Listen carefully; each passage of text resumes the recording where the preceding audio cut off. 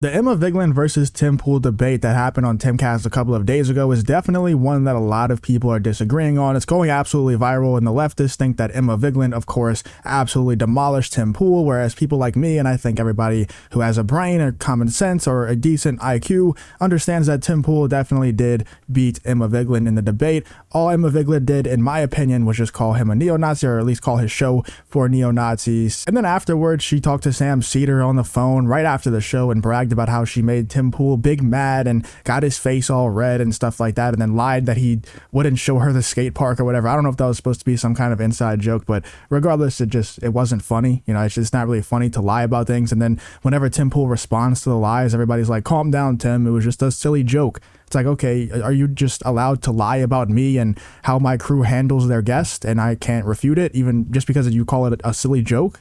Like, that's not how this stuff works. But anyway, Tim Pool reacted to one of the clips that I already talked about, but I think his reaction and also his guest reaction were important enough to cover because they make some really good points about not just Emma Vigeland, but the left as a whole. You know, it's true. They kind of repeat a lot of things that I've said in the last couple of days covering this whole debate, whereas it's just like these people don't care about actual critical thought. They don't care about critical debates. They don't care about actually furthering the conversation.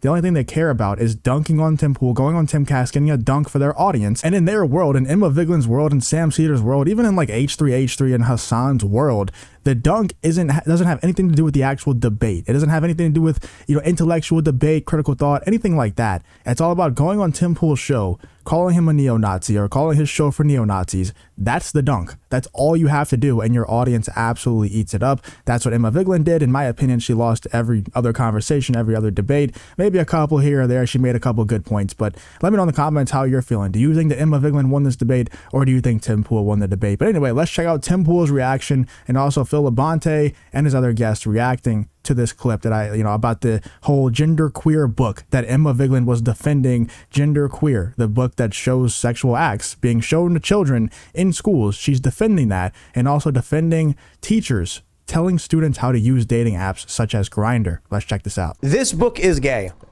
It's a book that teaches the individual reading it how to use adult sex apps, and holy crap, there are things described in that book that, you know, I can't even describe. I'm buying it. I can't even, bro. We gotta have it on the table. Oh, you're buying the book, yeah. Right? I don't disagree with that. I don't like giving these people money, but I think it's important to know and for people to read this stuff. But the book describes things that go well beyond sex and kink into what I would describe as dangerous behavior that can result in serious.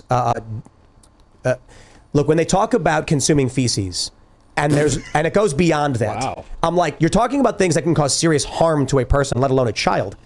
When she says it's a great book and defends the idea. By the way, physical and psychological harm, not just physical and not just psychological. Things that book talks about will cause you physical and psychological harm. Obviously, it's very obvious to everybody probably watching this video. Maybe there's a couple of you that disagree with me that it's not obvious to, but it's truly just disgusting that these books are promoted and defended by people like Emma Vigeland. Yeah, that children would get it. I have to wonder. I almost don't have to wonder. It's a question of, do we really think these people just don't know what they're talking about? Does she actually, does Emma actually want children to have sex with adults? Emma had one thing on her mind when she came in here, and that was disagree with Tim Pool. There was not any brain function going on. She was just, what does Tim Pool say? Challenge it. Because the whole thing, dude, but she's an idiot. No, maybe. That's 100% true. Tim knows it, I know it, and obviously Phil knows it as well. The only thing, Emma Vigeland's only job was, like I said, dunk on Tim Pool, disagree with Tim Pool, go in there, call his show for neo-Nazis. She wins. In the eyes of her audience, she won because she made Tim Pool big mad. His face got a little bit red, therefore Emma Vigeland won, even though she was totally outclassed, in my opinion, in all of the debates, and every single piece of statistics that was brought up in the debate all went in Tim Pool's favor. But, you know, she made Tim Pool mad. She got his face a little bit red, so she has the bragging rights in her community. Maybe, but that's giving them the benefit of the doubt when they're trying to get kids on Grindr.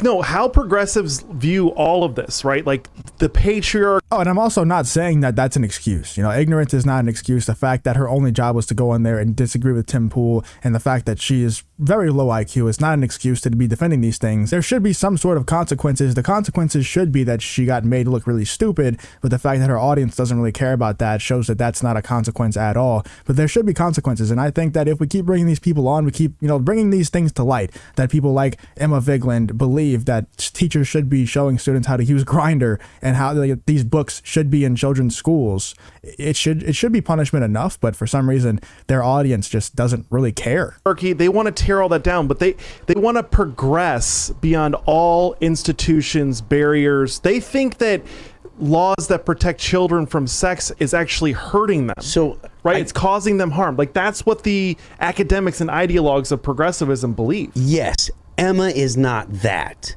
Emma is not like she is not. She's like, her head is so empty. And like the whole point of her coming was to get something that, and the same thing goes for like the whole Minority Report or whatever. Majority Report.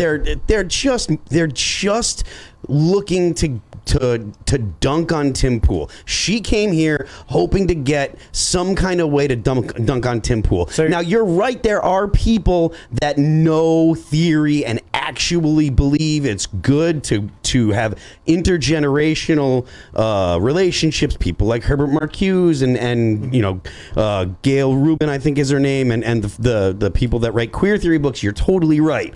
Emma's not one of them. Emma is a useful idiot. That's why Emma knows the talking points, and she knows that her audience loves when Tim Pool gets dunked on. So therefore, her job was to go on this show, spew out the talking points that everybody else spews out, that these, like they said, the ideologues actually tell them to say. Like, her brain, like Phil says, is empty. There's nothing going on in there. Her IQ is extremely low, but she knows that she can regurgitate these talking points because they're not really hard to remember.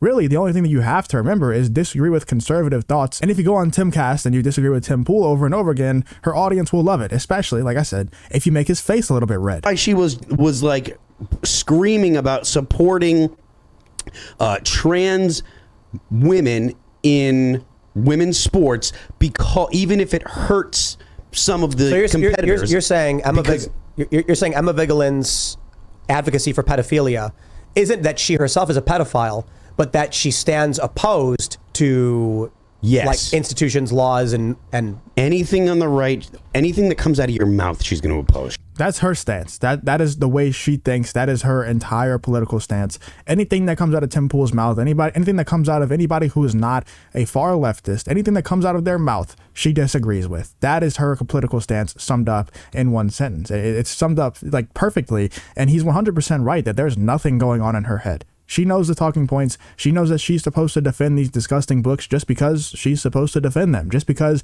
Tim Pool disagrees with them, therefore she must defend those books. Like, that's the only thing that she knows, and it really should be punished more than it is, because those books, like I said earlier, and like Tim Pool said himself, those books are very, very harmful, not just psychologically, but can also cause some serious physical harm. Let me know what you're thinking about this whole Tim Pool versus Emma Vigeland situation. This will probably be the last time I cover it. I'm not 100% sure unless they continue to talk about it. Maybe Emma Vigeland or Sam Cedar has a meltdown about something that Tim Pool says in the future. Then I'll continue to talk about it. But let me know who you think won. Do you think Tim Pool won, or do you think Emma Vigeland won? Let me know what you're thinking in the comments.